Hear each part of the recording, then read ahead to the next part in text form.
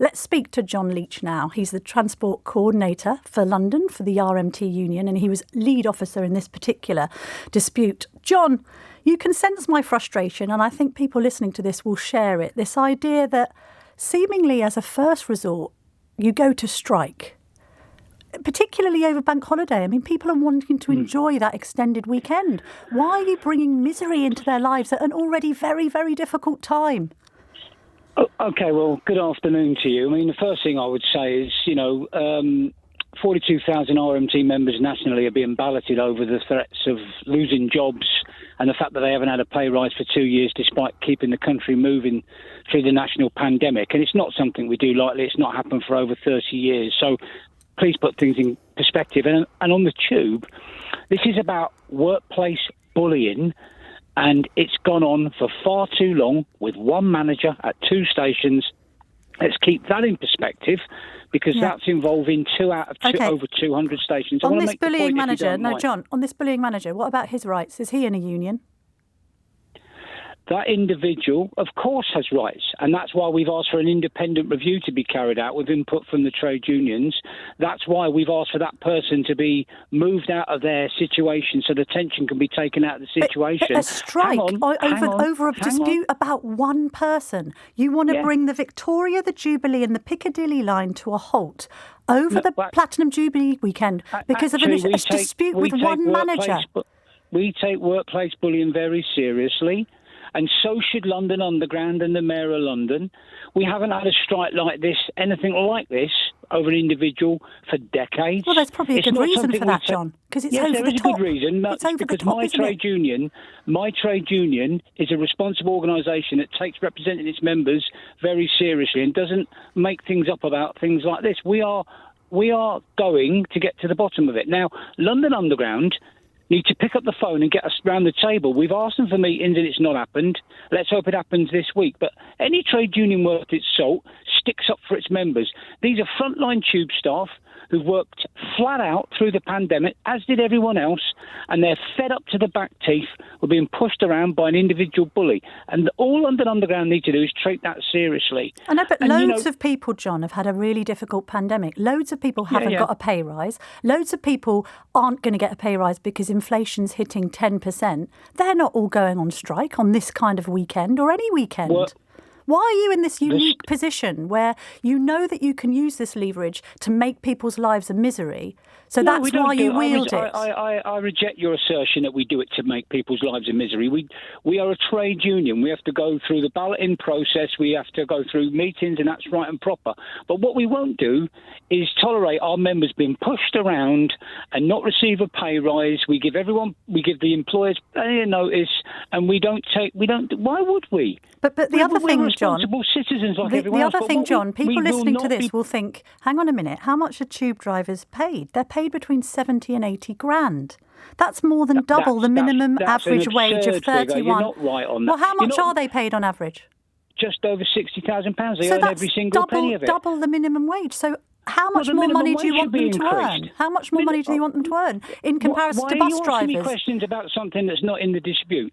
This dispute is about workplace bullying on the tube, and on the National Railway it's about people who haven't had a pay rise for 2 years, and they should have. But nobody's had a pay rise for 2 years. Well, that's wrong. So should doctors and nurses go on strike? All teachers who haven't had a pay rise? People who empty the bins? Doctors and nurses, waste disposal workers, public servants, people in the private sector, people making millions and millions of pounds in the economy, of course they should have a decent pay rise. Why should the working class pay for this crisis? But the working class are going to suffer, because if big businesses say that these shutdowns on the railways could lead to empty supermarket shelves, dry petrol pumps and power blackouts, then if these companies can't afford to pay their workers because of the result of the disruption on the railways, workers are going to suffer ultimately, aren't they? If you make life difficult for businesses, they're going to have to cut staff.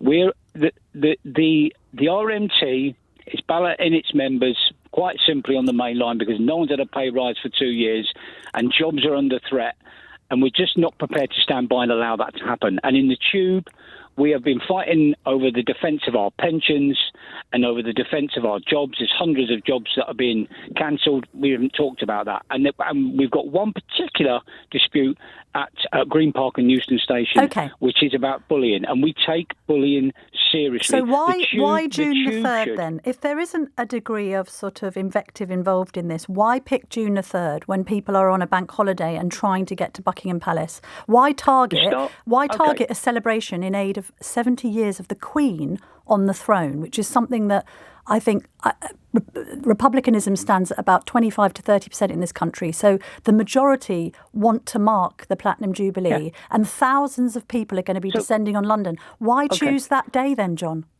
The staff who work where this manager is deployed and has bullied our members happens to be allegedly at Green Park. Well, no, that's our contention. Well, he's not here to defend himself, John. They should move that manager out of the situation and do a review. Why that Friday, John? Why the Friday? We have to give them 2 weeks because we want to throw. We need to throw a spotlight. Cause the most chaos as possible. Don't put words in my mouth. Please let me finish. We want to throw a spotlight on workplace bullying. They've got 2 weeks to sort this out. Why doesn't the Mayor of London ask to meet me or my trade union, or more importantly, the staff who work there, and say, why are you so upset about things? But they haven't. What they've actually done is dismiss our concerns and their employees' concerns. They shouldn't do that. We're a trade union. We represent them. And, what's wrong with that? That's what a trade union should do. John, I get that, but why that Friday when people are trying to get to Buckingham Palace? We have thrown a spotlight on that workplace because that's where they happen to work. No, I know the workplace. What about the timing, John? I get it. Sorry? No, I get it. I get that you want to throw the spotlight on that workplace. I get that you want to campaign against workplace bullying, which is what you allege against this manager. Why are you choosing that Friday of a bank holiday? There's only one conclusion to draw, that you want to cause maximum misery to the people trying to get to Buckingham Palace. What have they done wrong? We want to throw a spotlight on workplace bullying. That's where it's happening. Why that Friday, John? Can you just tell me why that Friday? I just need an answer to that question, please. Because we always consult the staff who work at Green Park. We consult the members who are going to go on strike. They make the decisions in our union, not anyone else. And their view was that they wanted to throw a spotlight on the fact that that's where they work. And I don't blame them, by the way, because every other single day of the year, every other single day of the year, they'll be there, being pushed around.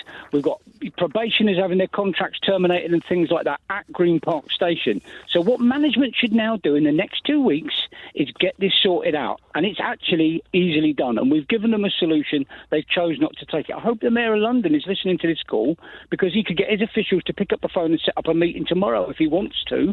Okay. Or he can vilify his staff and have us accused of all kinds of things we're not doing, apart from taking our members' issues seriously, which in this case is being bullied and pushed around at work. Okay. And on the main line, it's about not getting a pay rise. John. Thank you, John. John Leach there, London transport organiser for the RMT union, who's the lead officer in this dispute. I say allegedly because the other party in this isn't on the air to defend themselves.